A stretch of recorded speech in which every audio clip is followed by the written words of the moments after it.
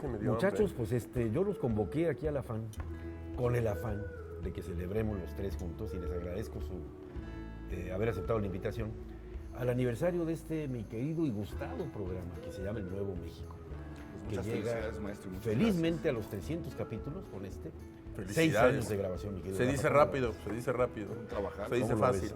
Sigo los pasos aquí de mi querido Héctor, que me está diciendo que el suyo ya tiene más de 12. Sí, va para 13, sí. Va para 13. ¿Y el contenido es siempre en la ciudad? Sí, es la ciudad, sí. Eso es lo extraño, es un programa de historia.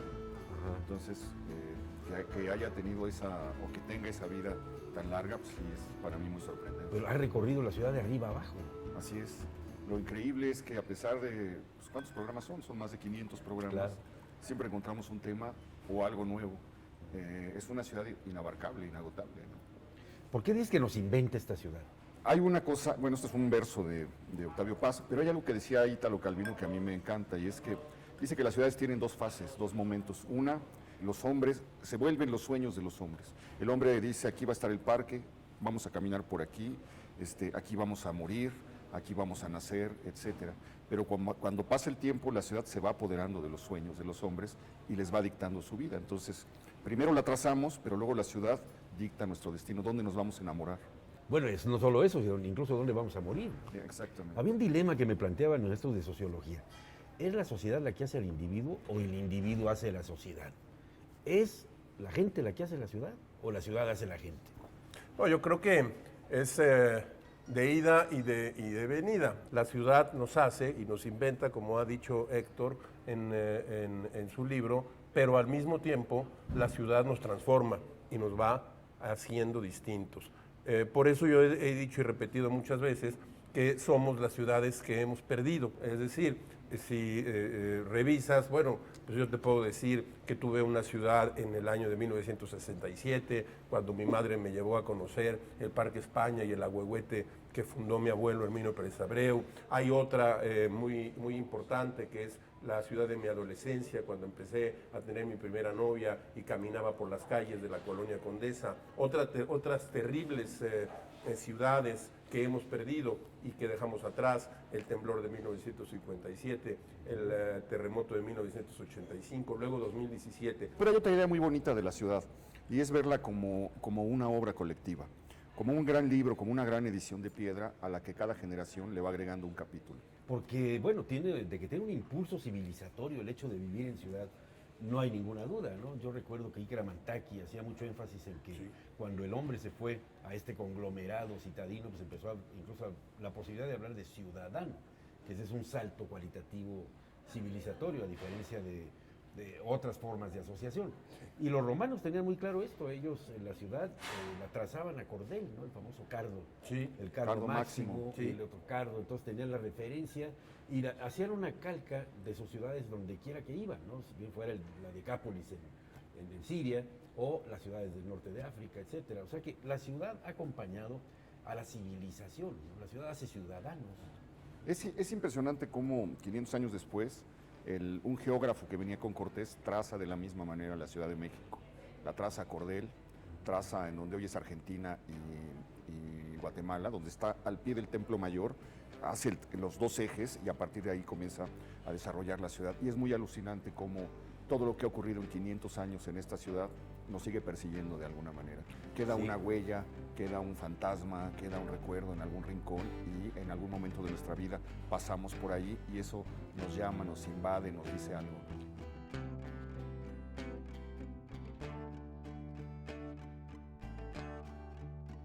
Entonces, esto que decías, Rafa, de que la ciudad nos va dejando según la etapa en que la vivimos. Sí.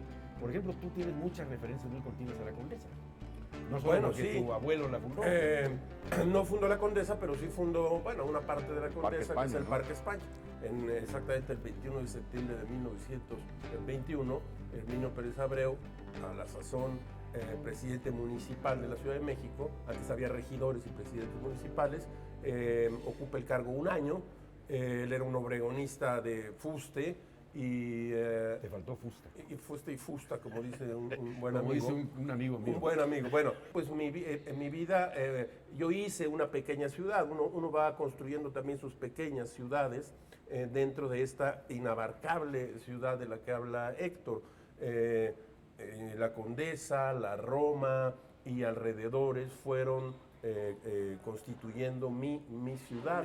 Uno va construyendo pequeños espacios, pequeños rincones. Por eso me impresionó tanto y de modo tan intenso Roma de Cuarón, porque encontré una esquina, que es la esquina de Baja California e Insurgentes, perfectamente reconstruida tal y como yo la había vivido, tal y como la viví, pues no sé, a los 12, 14 años, tuve de nuevo esa ciudad a la que yo pertenezco. Porque fíjate, estamos hablando de una ciudad paradójicamente extramuris, ¿no? La ciudad colonial estaba perfectamente limitada por Izazaga al sur, ¿no? Y las ampliaciones pues, ocurrieron durante los siglos. Hablamos de la Roma, de la Condesa, de la San Rafael. Esas aparecieron ya en pleno siglo XX, ¿no? A finales del XIX se desbordó, se comenzó a romper la ciudad. Lo primero que aparece es Santa María, que eran unas huertas que había dado Cortés en 1524 a sus conquistadores, y luego se comenzaron a hacer como unas pequeñas casas de campo, unas fincas como de descanso. Santa María la Ribera fue como el San Ángel de la Nueva España, como fue San Ángel para la gente del siglo XIX. Se iban allá a salirse de la ciudad, de los olores de la ciudad, para entrar en contacto con la naturaleza. Qué curioso, eran 3 estaciones del metro, nuestras, ¿no? No, pues era un viaje larguísimo el tranvía que iba del Zócalo a San Angelín. Pues sí.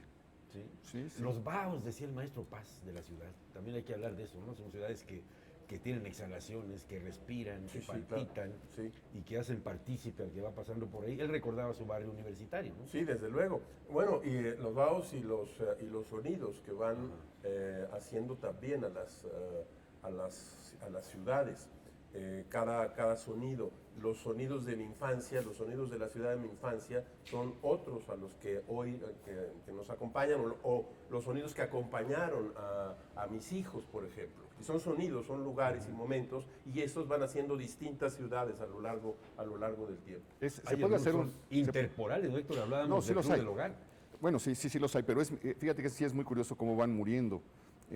Durante mucho tiempo fue la voz de las campanas lo que marcaba la vida de la gente, la hora en la que te tenías que encerrar, la hora en que a las 3 de la tarde, en donde te agarrara el toque, tenías que caer de rodillas y descubrirte, porque era la hora en la que había muerto Cristo. Y luego, por ejemplo, Madame Calderón de la Barca, cuando llega a la Ciudad de México en 1839, lo primero que la sorprende, y es una de las primeras cosas que aparecen en sus cartas, son los sonidos de la ciudad, los gritos de los vendedores de carbón, de plantas, de comida, etcétera. Y yo extraño el sonido del ferrocarril. Pasaba... Yo ya estaba en Nosotros México cuando pasaba a las 5 o 6 de la mañana el que salía de Buenavista y se oía cuando uno se estaba levantando para ir a la escuela en esas mañanas grises, lleno de modorra, de coraje por no poder seguir durmiendo. De repente se escuchaba el sonido de la locomotora, que es algo que forma parte del catálogo de sonidos que se han perdido en la Ciudad de México. Y ya que hablaste de doña Francis Erskine, alias hemos deseado, Tobar y de Teresa, que esta ciudad sea construido 3 veces. Sí. Es como un palimpsesto. La borran y la vuelven a hacer. Yo creo que son más las destrucciones.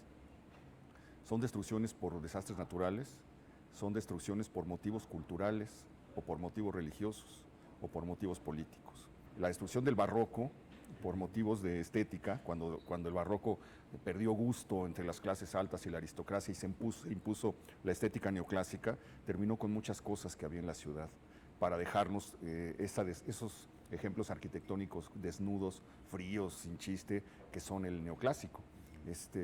Pero luego la guerra de Juárez contra los conservadores le costó a la ciudad perder la mitad de sus conventos, como si las piedras tuvieran la culpa. Ya uno entiende que él no quería lugares que recordaran ese pasado o que se volvieran centros de nostalgia o de conspiración, pero me llama mucho la atención como uno de sus ministros, cuando da la orden de destruir los conventos, le dice: ¿se está dando cuenta usted de que va a borrar 3 siglos de historia? Y Juárez le responde: mi compromiso es con el futuro, no con el pasado, proceda. Progresista. Y perdemos la mitad de la ciudad. Y luego, cuando llega Porfirio Díaz, al triunfo de los primeros liberales, lo que quiere es borrar el pasado español. Y entonces, para imponer un modelo francés, acaba de tirar lo que no había tirado ¿Cómo ves a Juárez. Porfirio afrancesando la ciudad que combatió a los franceses? Bueno, dejó monumentos que son verdaderamente espléndidos. El edificio de Correos, donde hoy está donde está el Munal, pues es el sueño de lo que quería hacer Porfirio Díaz, ¿no? Quería reflejar un régimen sólido, eterno, impactante, apabullante. La arquitectura y la política pues están, de hecho la arquitectura es uno de los lenguajes de la política, ¿no? En los años, digamos, recientes, casi 12 de tu programa, ¿la has visto otra vez reinventarse la ciudad, transformarse de manera así visible? Alguien me decía que en la época de los 70 uno le ponía el dedo así a la ciudad y la sentía cómo se transformaba. Yo creo que nos ha tocado un momento terrible a toda la generación del 85, del terremoto del 85, porque vimos la destrucción de la ciudad de nuestros recuerdos, de nuestra infancia, cómo se fue ese México y luego cómo quedó un periodo de 20 años en el que habitamos entre ruinas. Creo que se comenzó a renovar por cosas que le devolvieron la vida. Cuando nosotros éramos jóvenes, el domingo el centro era un cementerio, todo estaba cerrado y no había nada. El sábado en la tarde no había nada. Y hoy va uno al centro, a la calle de Madero, las calles peatonales, llenas de lugares para echar una copa, para comer, etcétera, le devolvieron una vida que había perdido el centro. Hay un momento de extraordinaria belleza. Ese es un ejemplo de esto que está también diciendo. Pero aquí estamos en Chilangolandia, muchachos, festejándonos este aniversario y esperando para que, pues de aquí a los próximos 6 años que cumple el programa, hagamos intervalos para seguir platicando, tomarle el pulso a la ciudad y hablar de otras cosas. ¿Qué les parece? Con mucho gusto. Mi querido Héctor. Mil felicidades, Muchísimas gracias por la invitación. Felicidades, Gabriel. Rafa, muchas gracias.